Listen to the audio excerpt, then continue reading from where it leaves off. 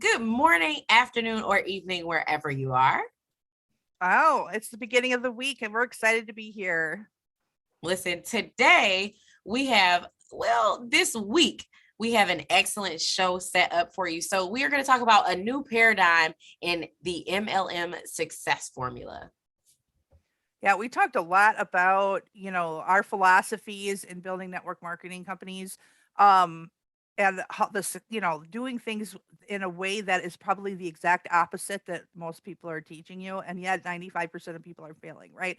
So our goal is to help you create more active income, as you know, so that you can funnel it into passive income streams. And some of the weeks we'll be doing shows on passive income as well. But for most of you, I know that for me, this is the way it was. I didn't have enough active income, especially as I grew older at an older age. I'm 40-ish. Okay. That you, we don't have enough money now to funnel into the passive stuff, to make it really go to work for us. Right. And ultimately, the goal is all passive income. I mean, that's the ultimate goal. But we all need to bring in more active income up front. And so network marketing is really a great way to do that. In my opinion, though, success in network marketing shouldn't be like a country club membership where, only a privileged few are really being successful. I think it's a wonderful industry. It's probably the last frontier of the free enterprise system because anybody can get involved, right? Virtually anybody can start a home business and everybody Mhm. can succeed in the industry. The question is, though, and anybody can look at what's happening and what is happening, in the past and even currently with the tremendous opportunity that network marketing offers. Why are there only a few people who actually really make it big? And that is the truth. There are only a handful. You can look at any company's statistics legally, they're supposed to post them, and it will show you exactly what the average person is making in a network marketing company. And have never seen that one that has good statistics. Okay. And that includes companies I rep for that I love, but you can't argue with the cold hard facts of numbers. Okay. There's a lot of fundamental flaws in the generally accepted MLM business model that do most people to fail. And this is why we do things very, very differently and why we had a 100% success rate with the team members who committed and followed our systems for 12 to 18 months and why we're relaunching Fast Track. That's just the bottom line. Right. So I'll be the numbers person for a minute. Think about it like this, okay? Most people in the MLM industry don't succeed. And that's a fact, right? The statistics are eye-opening, even downright just staggering. 95% of network marketer distributors, oh, I can't say that word today, distributors fail within their first 3 years, right? And its failure rate is right in line with the statistics for conventional business, but it shouldn't be that way at all, right? With a home-based business, the investment and the risk is much, much lower. So why are they correlating, right? More people should succeed because they have low overhead, no building, no employees, no inventory, right?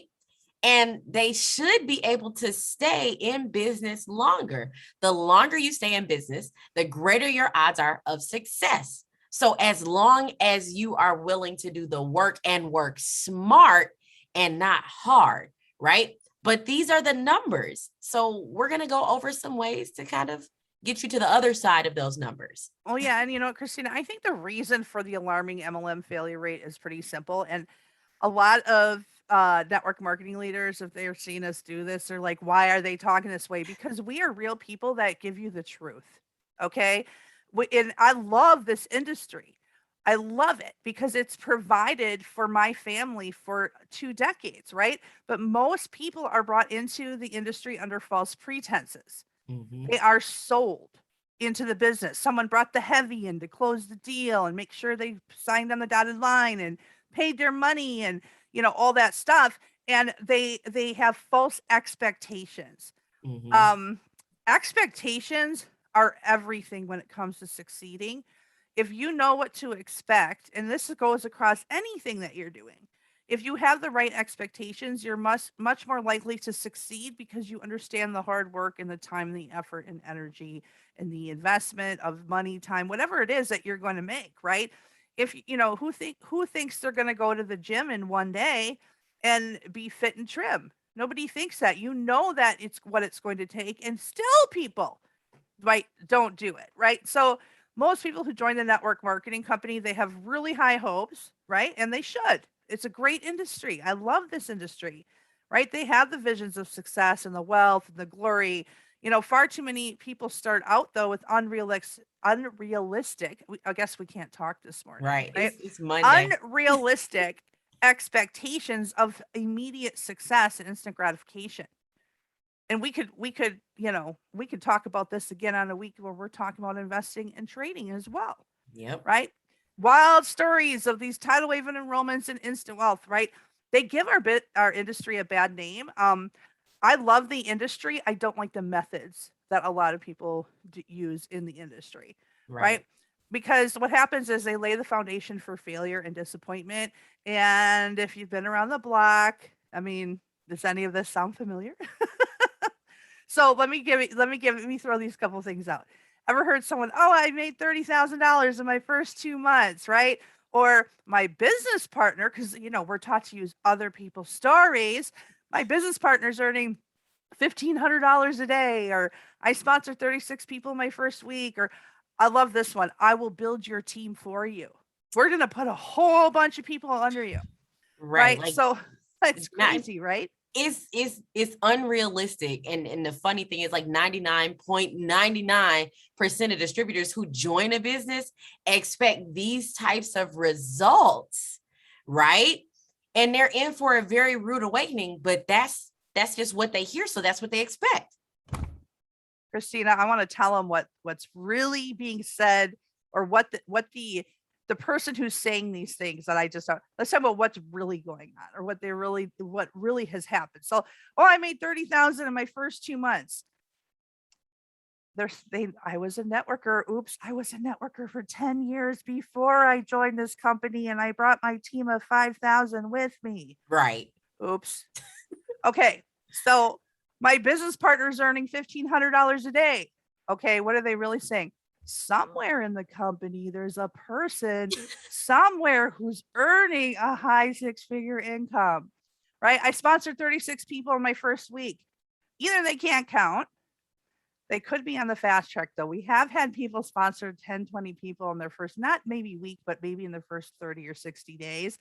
But usually they either like can't count, which is usually not the case actually, but it's the Right. networker thing again, right? I've been in network marketing for 10 years. I brought my team with me. They leave that part out, right? Yep. I'll build your team for you. I see that so much in emails because I'm on a lot of lists.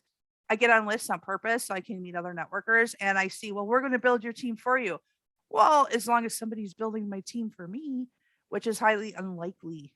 This is people who not build your teams for you. Okay. Right. So, like, how can you avoid the failure traps and become a true success within your business?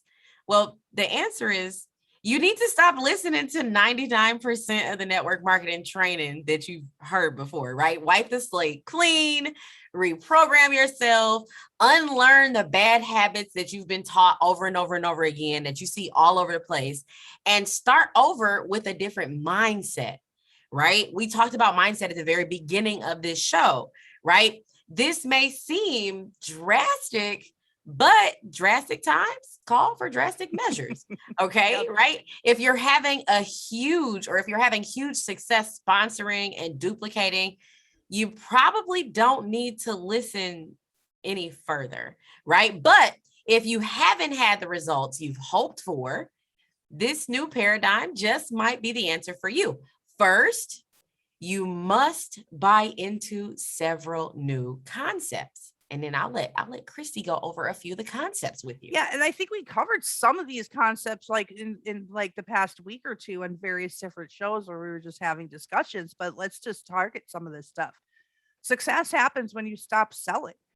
People you talk to about your business, what do I always keep saying? They shouldn't be making a buying decision. They should be making a working decision, right? So if you sell them into the business, you will most likely have to spend most of the time trying to sell them on going to do the work, right? Right. So instead, spend your time interviewing people. Yes, I said interviewing them. And you know what? They should be interviewing you back.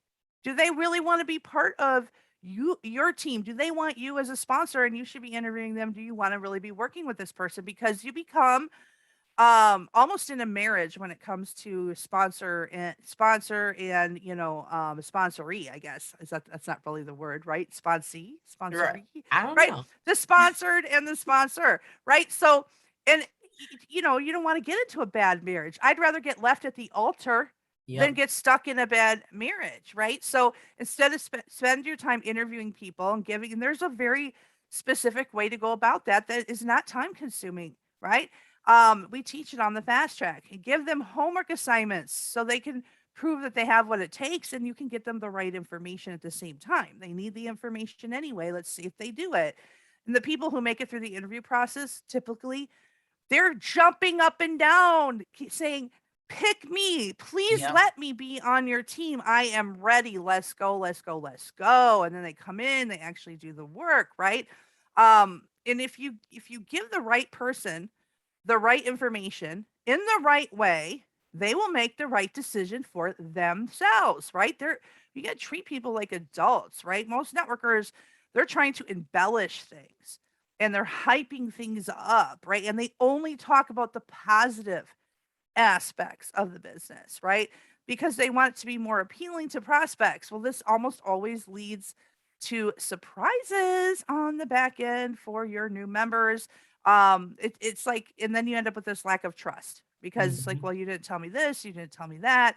You don't want that, right? Because your reputation and your character is all that you really have in business for the long term, right? So at that point, when you need to develop a positive relationship with your team, doubt and uncertainty throws a monkey wrench in the works if you're having any trust issues because you overhyped something, right? You told them it was going to be easy and it wasn't, right? Right. Stuff like that. So by adopting a code of full disclosure and giving your candidates the necessary information and digestible portions, you allow them to make the decision that's right for them. And that could be that they're not joining.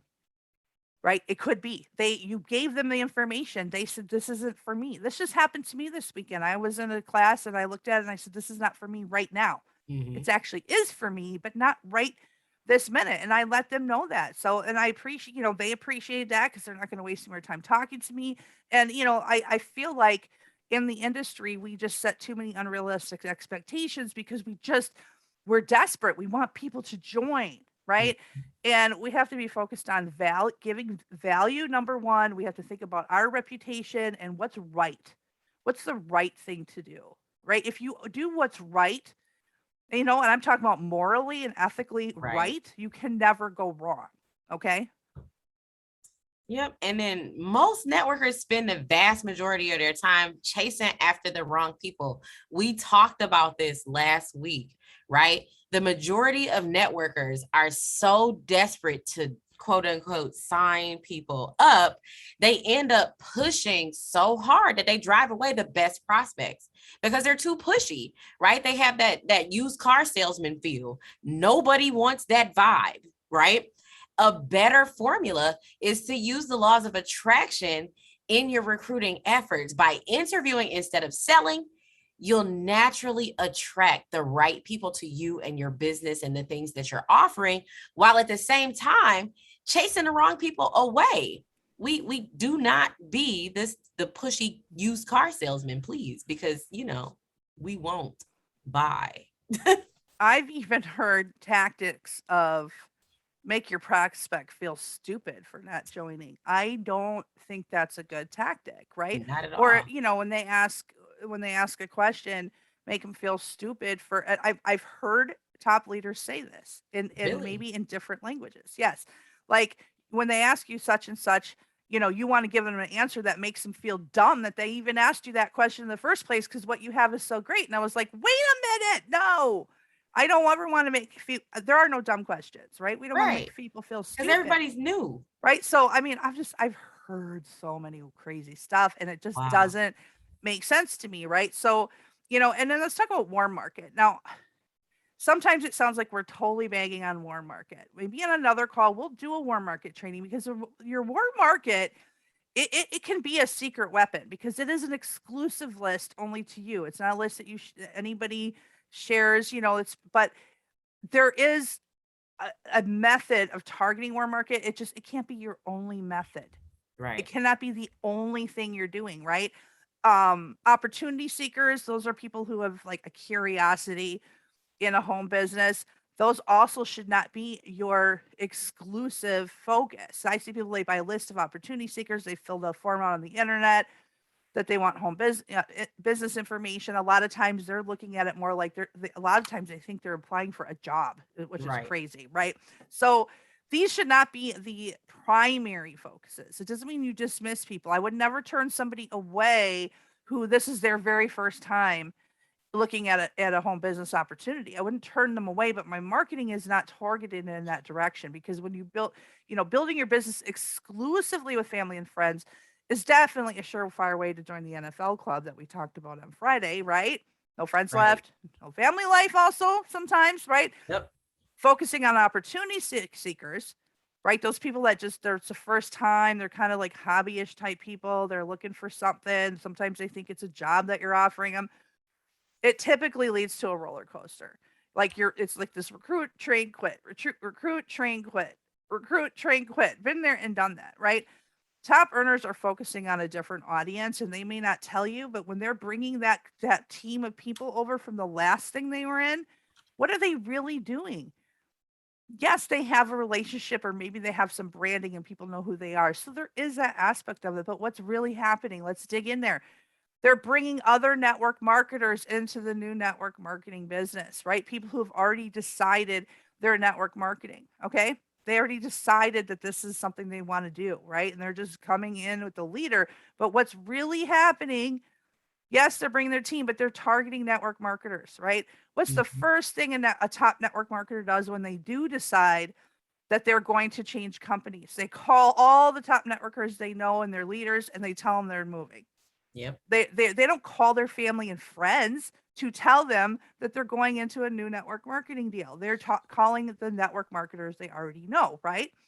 So they focus on a different audience, the network marketers, and building with network marketers offers four major benefits. First of all, and this is repeat from last week. We're going to do a lot of repetition on these Pip Sister calls. They're not calls though, are they? It's a show. Yep. I still call Zooms calls because we've Yep. called the calls for so long. But network has already been sold on the industry, right? Saves you time and effort. What's another one, Chrissy? Right. They have already been trained in the industry. So, like, that drastically reduces the learning curve for like you and your team as you guys grow. Mm-hmm.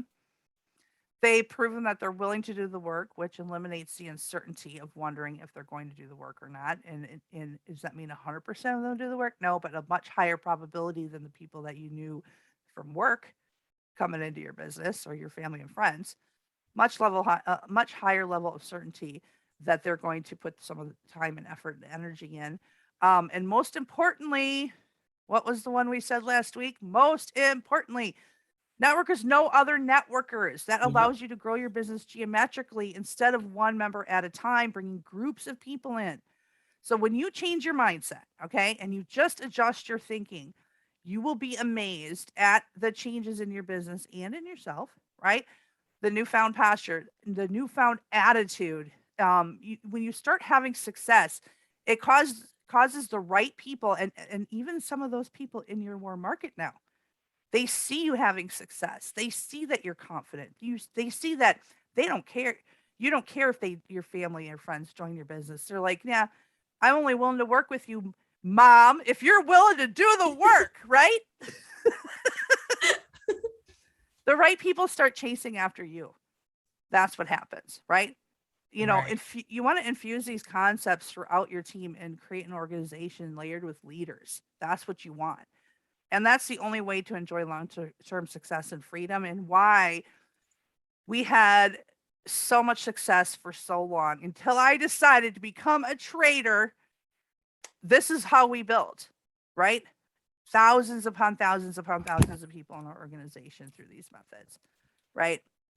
So we've got some fun stuff coming up for you guys, don't we, Chrissy? Right. So if you are a serious home business entrepreneur who's struggling to create customers, enrollments, leaders in your business, in your organization, and income in your business, we're going to show you step by step how to create automatic enrollments, sales, how to build multiple income streams, right? Seamlessly and simultaneously with one effort, because we believe in working smart and not hard.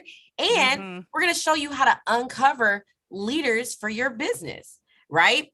If you are ready to learn how to put your network marketing business on the fast track, make sure you're subscribed to our Pips for Brunch newsletter. Okay. Our subscribers will be getting early access to our fast track training system. So make sure you subscribe. Yeah, just go to pipsforbrunch.com, stick your name and email address in there, and we will be following up with our subscribers. We're going to get the skinny first, right? They're going to get that early private information. I know some of you texted me this weekend. Some of you old Fast Track members are like, oh, Fast Track's coming back, Chrissy. Let me know what's happening. I was like, not yet.